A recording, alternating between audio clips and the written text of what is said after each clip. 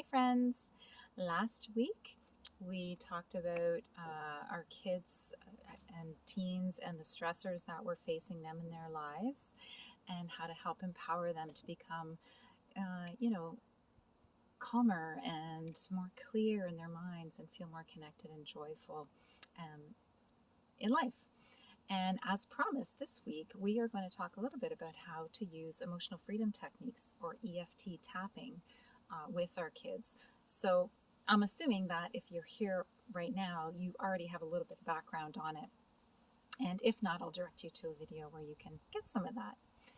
So for those of you who don't know me, my name is Nancy Brooker. I am a relationship and stress coach. I help mainly women who feel stuck in a challenging relationship to bring more calm and clarity and creativity and just connection into their relationships to feel more joyful about them. And with everything that's been going on with COVID, and I feel like our kids they're on so much. There's so much stress for them. It's just been a crazy time. So many changes that it's really important to get this work out to them too. So, love to work with kids and teens as well. So, what is emotional freedom techniques? EFT tapping. It's an evidence-based mind-body approach to processing difficult emotions, difficult feelings. So for our kids, we could use things like, we could work on things like stress and anxiety, test anxiety, social anxiety, those sorts of things. If there's bullying going on, if, they're fighting with siblings or if their parents are fighting, maybe to help them build their self-esteem and help them be more resilient. So lots of great things that we can use this for.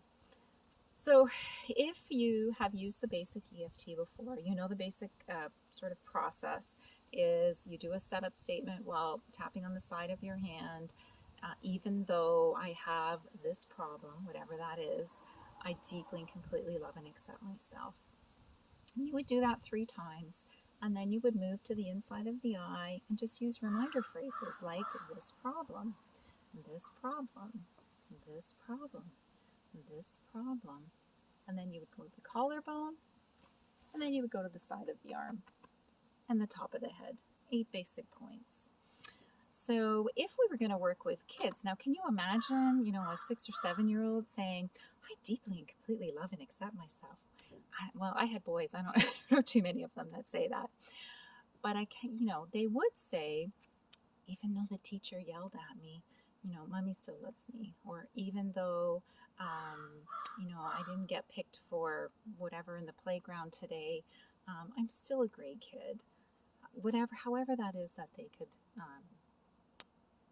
whatever their words are. Most important is use their words exactly the way they would talk, appropriate for their age. Also, you probably wouldn't use all the 8 points. It's a lot of points for a kid to remember. So you might just use the inside of the eye, under the eye. You might use the collarbone because that's kind of a fun point. It's kind of a Tarzan point, right? And then you might use the side of the arm because it's kind of a monkey point, right? It's like they're a monkey. But they might like to tap on a crown or to tap on the mustache, whatever that is for them. And I forgot to bring my little tapping bear out. But, if you have a favorite stuffed animal, they can tap on their stuffed animal. And you can even mark the spots on the animal for them that they can just tap on their animal. It's just fun.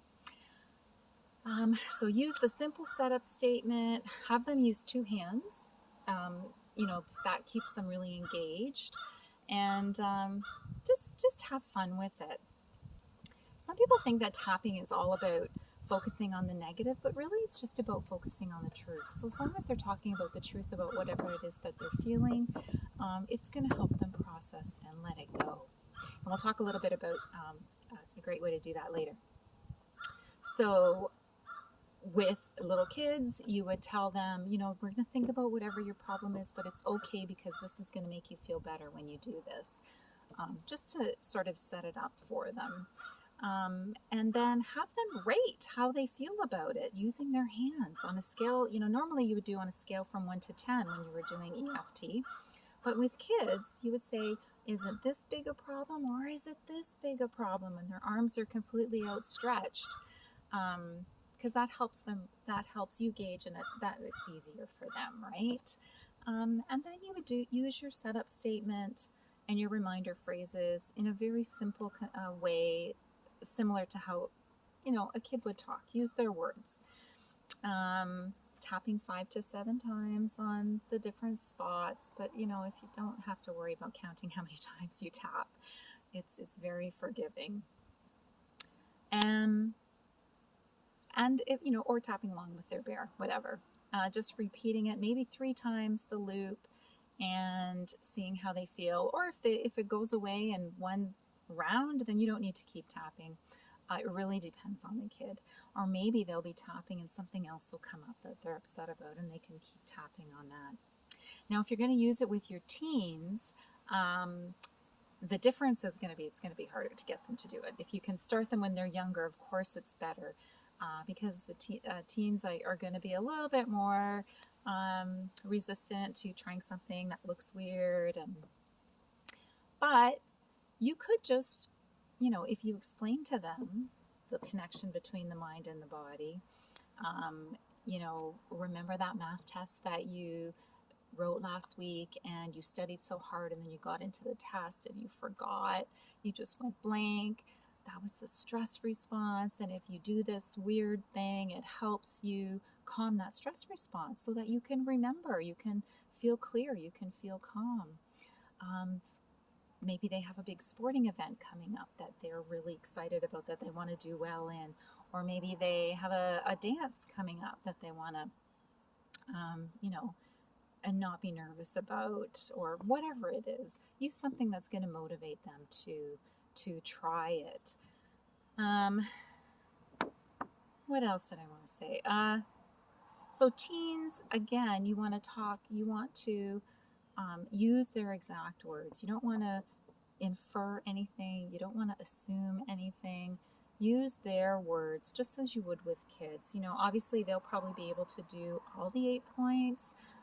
Their words might be a little bit more, not sophisticated, but like they won't be like, mommy loves me or whatever. And of course the teens can use the 1 to 10 scale. And a whole host of things that you can use it on with the teens as well. A few tips for working with both sets. Monkey see, monkey do, right? If you're not working on yourself and using the tapping yourself, it's going to be really hard sell to get your kids to use it. So make sure that you're taking care of yourself. Do it with them. One great thing to do, especially with the little ones, is to tap before bedtime. Just to have them talk to you about your day. Don't even worry about doing a setup or doing reminders. Just have them talk. Just have them tell you what went on that day and help them release it. You could combine it with some deep breathing or whatever whatever you want to do, or they can tap on their teddy. I know for one of the great ways I love to use it, and I think teens would use it this way too, is the tap and rant, right? If something happens and you call your friend up and you're like, oh my God, you can't believe what happened, and just tap and rant to your friend, and you will notice that your body just calms right down.